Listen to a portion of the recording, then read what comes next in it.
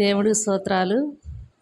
మరి ఈ విషయంలో అబ్బాయి భార్య త్రివేణి మా పెద్ద కోడలు గర్భంతో ధరించుకున్నప్పుడు మరి అమ్మాయి కూడా ఒక మాట చెప్పింది నాతో. 9వ నెల వచ్చినాక మా పెద్దదినలాగొచ్చి కూర్చొని, నువ్వు ఈ కానుపులో చనిపోతావు నీకు తెలుసునా అని అడిగిందంట. అడిగితే అత్త నాకు ఇలా దర్శనం ఇలా వచ్చింది, మరి కాలువ దర్శనం నాకు తెలియదు కానీ అలా వచ్చిందని చెప్పింది.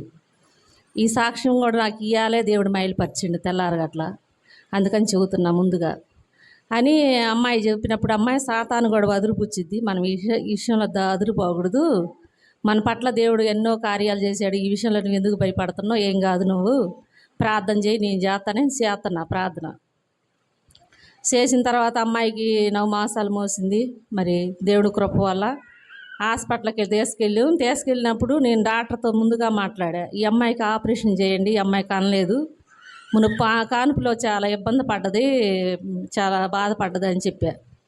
అంటే వాళ్ళు 3వ కానుపు అల్లకాగా ఇది వద్దు అవసరం లేదని పెద్ద డాక్టర్మ్మ గారు చిన్న డాక్టర్లు అందరూ అన్నారు.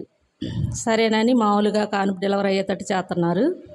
కానీ అమ్మాయికి మళ్ళీ మొదటగానే ఫస్ట్ 2వ కానుపులు ఎలాగైతే ఒళ్ళంతా తిమ్ముళ్ళు వచ్చి కాళ్ళు చేతులు పట్టకపోయి అలా బాధపడి మన సోయిలో లేకుండా అయిపోయింది కనబోయేలకై.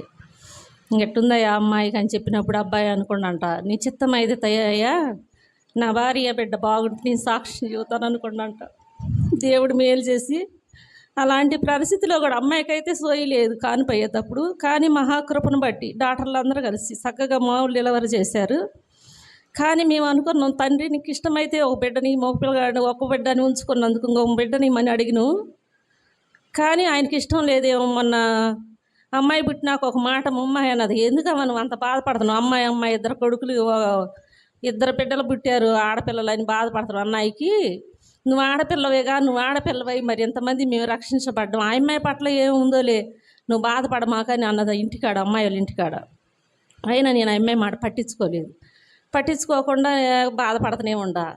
మొన్న సన్నిధిలో ఓపెనింగ్ మన 2వ సంవత్సరంలో వచ్చి ఫస్ట్ కూర్చొని, నీ చిత్తమయ్యా మరి 2 ఆడపిల్లల్ని ఇచ్చిన ఈ విషయంలో ఎందుకో ఎంత బాధపడొద్దు అనుకున్న బాధ అవుతుంది, ఏం మాట్లాడుతావు నువ్వు వాక్యం ద్వారా సేవకుల ద్వారా అని ప్రార్థన చేసుకొని కూర్చున్నా. దేవుడు అంచు ఆడపిల్లల గురించే మాట్లాడాడు. ఆడపిల్ల బహుమానం, ఆ ఆడపిల్ల మంచిది, అదృష్టమంతురాలు, అందరికి మంచి పేరు ప్రదర్శన తెచ్చిద్ది, ఏం బాధలేదు, బాధపడొద్దు, ఆడపిల్ల పుట్టిందని మీరు ఏ విషయంలో కుంగిపోవద్దు, దేవుడు మేలే జాతరని చక్కగా ఆడపిల్ల గురించి ఎంతో వివరించేసి పాస్టర్ గారు, కొత్తగా వచ్చిన పాస్టర్ గారు పౌలు పాస్టర్ గారు, ఇంకొక పాస్టర్ గారి పేరు కూడా నాకు తెలియదు, వాళ్ళు ముగ్గురు కూడా చక్కగా ఆడపిల్ల గురించి చెప్పారు, ఆడపిల్ల సాక్ష్యం కూడా చెప్పారు. అట్నే మా కుమారుడి పట్ల మరి ఆ దేవుడి ఉద్దేశం చిత్తం ఏమై ఉందో, మరి ఆ పెద్ద అబ్బాయికి 2 ఆడపిల్లలు ఒక అబ్బాయి పుట్టిండు మధ్యలో.